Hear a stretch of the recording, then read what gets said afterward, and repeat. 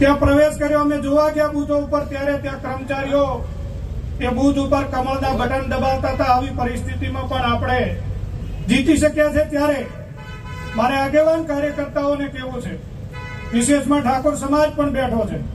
75 વર્ષના ઇતિહાસમાં પહેલી વખત કોંગ્રેસ પાર્ટી આપના ભરોસે, કાર્યકર્તાના ભરોસે, સમાજના ભરોસે જ્યારે બેનને ટિકિટ આપી આપણે પરિણામ મળ્યું છે. ત્યારે આવનારી જિલ્લા, તાલુકા પંચાયત, નગરપાલિકાની ચૂંટણીમાં પણ વિશેષ હું ઠાકર સમાજને વિનંતી કરું છું કે આ વખતે જે રીતે મક્કમતાપૂર્વક આપણે જ્ઞાનીબેનને પરિણામ આપ્યું છે, ત્યારે સમાજને પણ મારી વિનંતી છે, અઢારે આલમ સાથે ઠાકોર સમાજને પણ વિનંતી છે કે જિલ્લા, તાલુકાની અંદર ધાનેરા તાલુકાની નગરપાલિકાની ચૂંટણી હોય, જિલ્લા પંચાયત, તાલુકા પંચાયતની ચૂંટણીમાં પણ જ્યારે બેન ઉપર મોટી જવાબદારી આવી છે, ત્યારે એમને આપણા જસના ભાગીદાર બનાવવા હોય તો આપણે ચૂંટણીમાં પરિણામ લાવવું પડશે.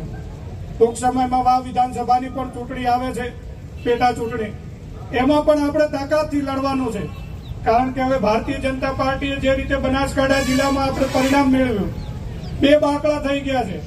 એમના વડાઓ હોય, એમના મિનિસ્ટરો હોય, એમના પદાધિકારીઓ હોય, એમણે કોઈ પણ સંજોગોમાં એવો વ્યૂહ રચ્યો છે કે આપણે હવે બનાસકાંઠા જિલ્લામાં ફરીથી ભારતીય જનતા પાર્ટીને મજબૂત કર્યું છે. ત્યારે હું આપના માધ્યમથી કહેવા માંગુ છું કે જે રીતે આપણે લોકસભામાં પરિણામ લાવ્યા, એ રીતે આ પરિણામ પણ આપણા આપ સૌના કાર્યકર્તાના ગભે આદરણીય જ્ઞાનીબેનના નેતૃત્વમાં આપણે લાવવાનું છે. ત્યારે હું સાથે ધાનેરા શહેર નગરપાલિકાની પણ ચૂંટણી આવવાની છે. ત્યારે સૌ કાર્યકર્તા આગેવાનોને વિનંતી કરું છું, આવો આપણે સૌ સાથે રહી, જે આગેવાન કાર્યકર્તા જે સારા ઉમેદવારો આપશો એમાં ચોક્કસપણે જિલ્લા અને આદરણીય સાંસદશ્રી પણ એમાં સમર્થન આપશે.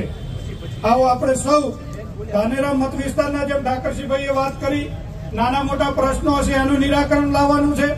ધાનેરા મત વિસ્તારની અંદર સૌથી મોટો પ્રશ્ન પાણીનો છે, સિંચાઈનો પ્રશ્ન છે. ત્યારે આદરણીય બેનશ્રી પણ દિલ્હીમાં સંસદમાં પણ રજૂઆત કરશે, ગુજરાત સરકારને પણ રજૂઆત કરશે. સાથે સાથે આપણે ખેડૂતોને પણ વિનંતી છે કે આપણે જયારે કંઈક મેળવવું હશે તો આંદોલન પણ કરવું પડશે, કારણ કે સામે ભારતીય જનતા પાર્ટી છે, ખીનાખોરી રાખે છે. ત્યારે આપણે સૌ ધાનેરાના જે મુખ્ય પ્રશ્નોનું પણ નિરાકરણ લાવીએ. ફરીથી આપ સૌએ જે ધાનેરા મત વિસ્તારી જ્ઞાનીબેનને જે જંગી બહુમતીથી આપ સૌએ જે વોટ અપાવ્યા છે, બદલ અઢારે આલમનો વિશેષ આભાર માનું છું.